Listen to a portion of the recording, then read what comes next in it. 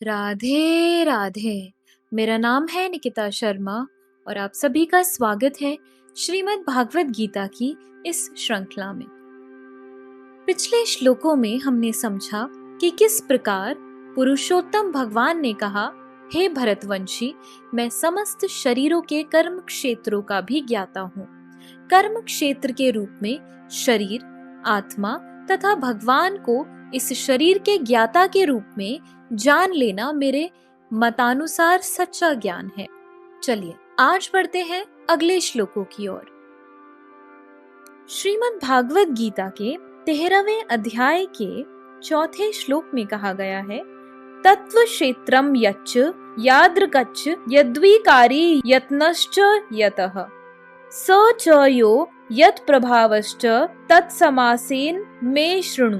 अर्थात अब तुम मुझसे यह सब संक्षेप में सुनो कि कर्म क्षेत्र क्या है, यह किस प्रकार बना है, इसमें क्या परिवर्तन होते हैं, यह कहाँ से उत्पन्न होता है, इस कर्म क्षेत्र को जानने वाला कौन है और उसके क्या प्रभाव हैं।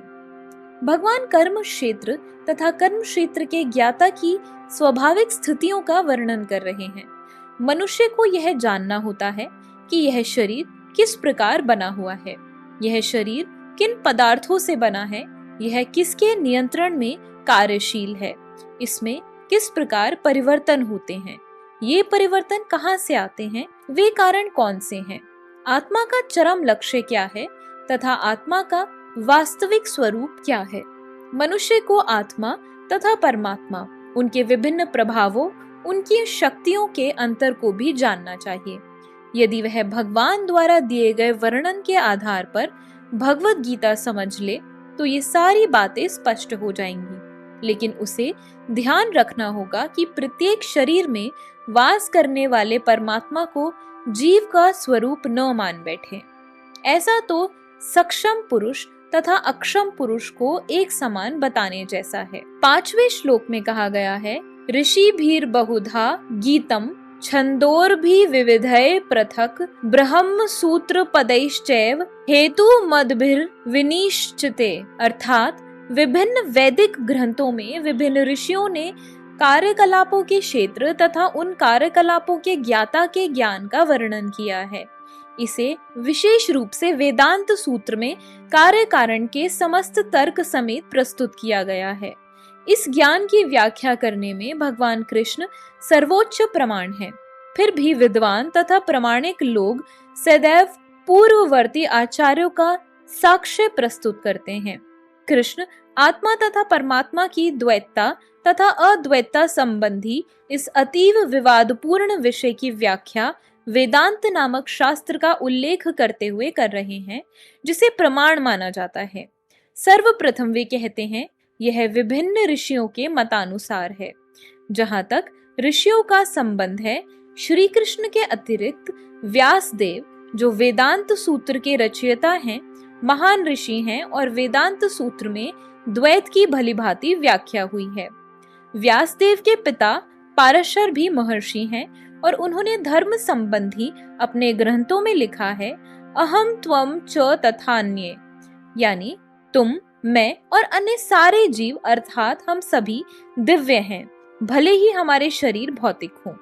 हम अपने अपने कर्मों के कारण प्रकृति के तीनों गुणों के वशीभूत होकर पतित हो गए हैं। फलतः कुछ लोग उच्चतर धरातल पर हैं और कुछ निम्नतर धरातल पर हैं। ये उच्चतर तथा निम्नतर धरातल अज्ञान के कारण है और अत्यंत जीवों के रूप में प्रकट हो रहे हैं, किंतु परमात्मा जो अच्युत हैं, तीनों गुणों से अदूषित हैं और दिव्य हैं।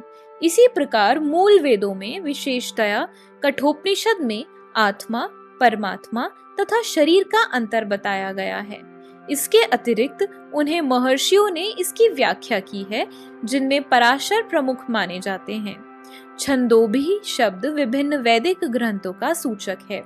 उदाहरणार्थ तैत्तिरीय उपनिषद, जो यजुर्वेद की एक शाखा है, प्रकृति, जीव तथा भगवान के विषय में वर्णन करती है।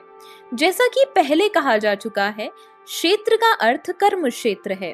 क्षेत्रज्ञ की 2 कोटियां हैं, जीवात्मा तथा परम पुरुष। जैसा कि तैत्तरीय उपनिषद में कहा गया है, ब्रह्म पुच्छम प्रतिष्ठा, भगवान की शक्ति का प्राकट्य अन्नमय रूप में होता है, जिसका अर्थ है अस्तित्व के लिए भोजन यानी अन्न पर निर्भरता। यह ब्रह्म की भौतिकतावादी अनुभूति है। अन्न में परम सत्य की अनुभूति करने के पश्चात फिर प्राणमय रूप में मनुष्य सजीव लक्षणों या जीवन रूपों में परम सत्य की अनुभूति करता है। ज्ञानमय रूप में यह अनुभूति सजीव लक्षणों से आगे बढ़कर चिंतन, अनुभव तथा आकांक्षा तक पहुंचती है। तब ब्रह्म की उच्चतर अनुभूति होती है, जिसे विज्ञानमय रूप कहते हैं, जिसमें जीव के मन तथा जीवन के लक्षणों को जीव से भिन्न समझा जाता है।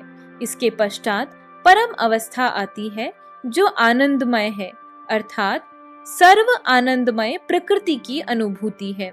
इस प्रकार से ब्रह्म अनुभूति की 5 अवस्थाएं हैं, जिन्हें ब्रह्म पुच्छम कहा गया है। इनमें से प्रथम 3 अन्नमय, प्राणमय तथा ज्ञानमय अवस्थाएं जीवों के कार्यकलापों के क्षेत्रों से संबंधित होती हैं। परमेश्वर इन कार्यकलापों के क्षेत्रों से परे है और आनंदमय है। वेदांत सूत्र भी परमेश्वर को आनंदमयो अभ्यासात कहकर पुकारता है। भगवान स्वभाव से आनंदमय है। अपने दिव्य आनंद को भोगने के लिए वे विज्ञानमय, प्राणमय, ज्ञानमय तथा अन्नमय रूपों में विस्तार करते हैं। कार्यकलापों के क्षेत्र में जीव भोक्ता यानी क्षेत्रज्ञ माना जाता है, किंतु आनंदमय उससे भिन्न होता है। इसका अर्थ यह हुआ कि यदि जीव आनंदमय का अनुगमन करने में सुख मानता है तो वह पूर्ण बन जाता है।